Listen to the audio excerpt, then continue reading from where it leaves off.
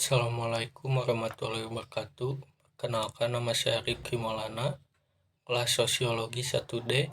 Di sini saya akan menjelaskan materi tentang qiraat.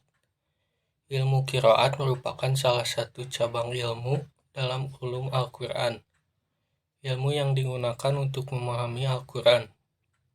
Ilmu qiraat adalah cara pengucapan lafal-lafal Al-Quran sebagai yang dilakukan oleh Nabi Muhammad SAW atau para sahabat di hadapan Rasulullah.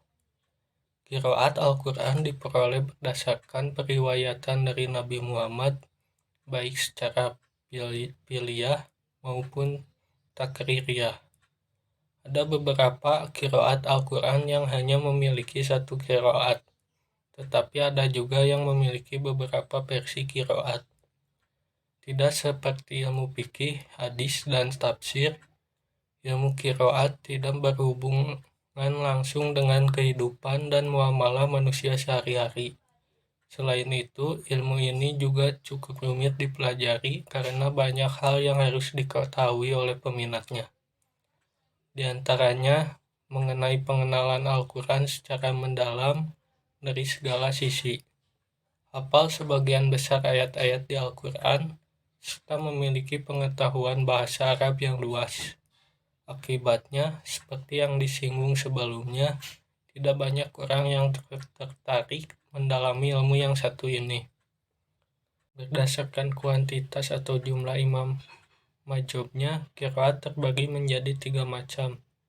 Yang pertama, qiraat as-sab'ah, yang dinisbatkan kepada 7 imam qiraat yang terkenal, yaitu Nafi, Asim, Hamzah, Abdullah ibnu Ammar, Abdullah ibnu Qatsir, Abu Amru ibnu Al-Ala, dan Ali Al-Qasai.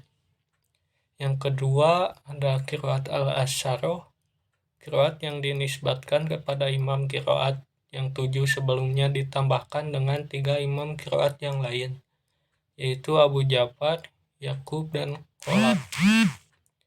Yang ketiga ada qiraat al-arba'ah asyarah, yaitu imam qiraat yang 10 ditambah dengan 4 imam qiraat lainnya, yaitu Imam Hasan al-Basri, Ibnu Muhaisin, Yahya al-Yazidi, dan al-Samsbuji.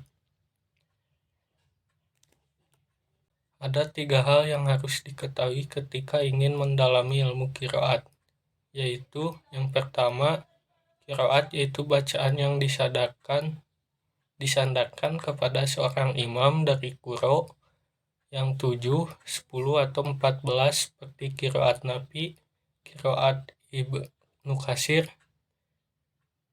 qiraat Yakub, dan sebagainya.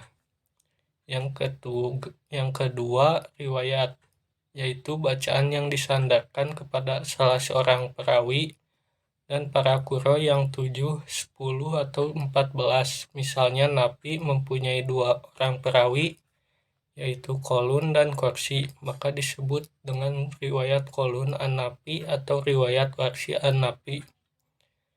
Yang ketiga yaitu Torik. Torik yaitu bacaan yang disandarkan kepada orang yang mengambil qiraat dari periwayat quro yang 7, 10, atau 14.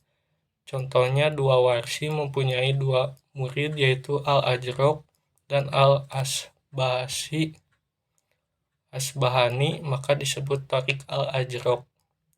Syarat-syarat qiraat.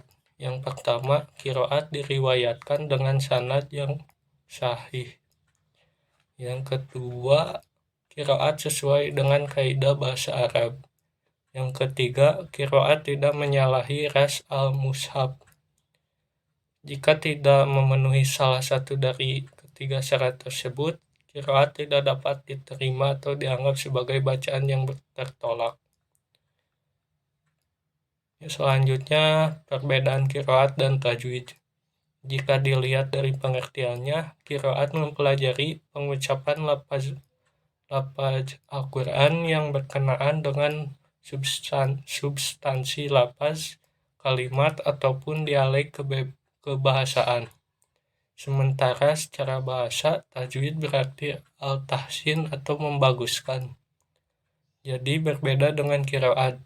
Tajwid lebih mempelajari kaidah-kaidah yang bersifat teknis dan bertujuan memperindah bacaan dengan cara membunyikan huruf-huruf Al-Quran sesuai makhraj dan sifat-sifatnya. Sekian penjelasan dari saya, mohon maaf apabila ada kesalahan. Assalamualaikum warahmatullahi wabarakatuh.